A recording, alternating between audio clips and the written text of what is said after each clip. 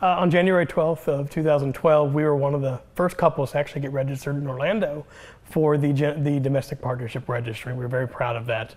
We really initially signed up for it because Alan, my partner, had a brain tumor removed 10 years ago, and we assumed if anything ever happened that I would need the protection from anything that may happen in the hospital system preventing me from visiting him when I need him at most. This year, January 6th of this year, January 2013, I was diagnosed with cardiomyopathy, which is basically a weakening of the heart. The hospital system recognized immediately that we had a domestic partner registry. We gave them our card, registered upon admission to the hospital, and they treated us like a husband and a husband. There was no questions about anything at all. It was very well communicated to him what was going on with me, what my condition really was about, what treatment was coming next. People don't understand the Domestic Partnership Registry not only protects you in the hospital system, but also if one of us were to be incarcerated, I would have visitation rights with he and I, vice versa. Burial as well, that's something that is very important because family can stick their nose in, unfortunately, when you don't want them to. On April 8th, 2012, my husband or partner, Alan, took his life unexpectedly to some degree. He was suffering from a chronic illness for a long time, and we sort of expected that things were going to go bad at some point, although I guess you can never be certain when that point's going to be. Nonetheless, we had taken some precautions in filing all of the legal documents that were available. Within 24 hours of Alan passing,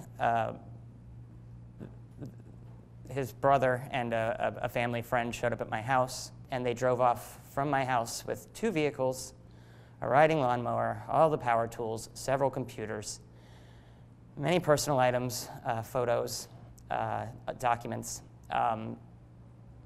and a copy of the will. Now, we put a lot of time and effort into our wills and different legal documentation just to give us some rights, but those rights could be superseded if we didn't have the Domestic Partnership Registry in place.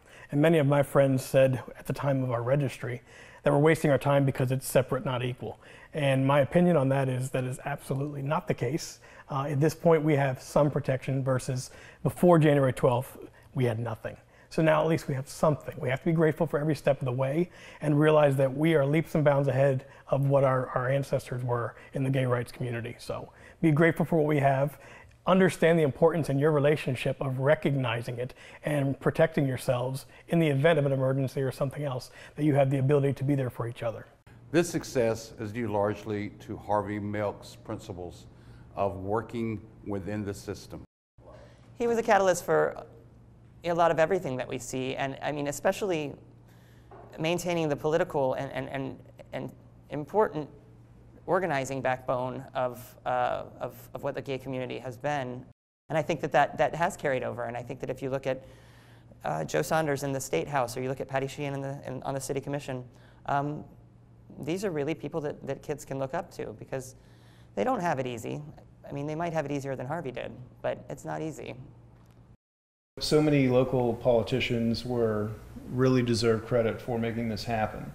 And it was an incredible day, because it's the first time in our 11-year relationship, almost 11, that we really felt like the government in some fashion is legitimizing our relationship, even though we always felt that way all along. It's just to have your government, the entity that you pay taxes into, and you should have full and equal protection and rights just as any other couple would, to actually acknowledge you and understand that you are a couple. It feels great. The Domestic Partner Registry that was created under the work of Odo, and especially with Mary Meeks' assistance, has expanded outside of Orange County to Volusia County, to the Tampa Bay area, and it's had a domino effect where several cities and counties have now adopted the same thing that we created under Harvey's guidance. So Harvey, you have expanded your legacy throughout Central Florida some 30 some odd years after your assassination. We appreciate that.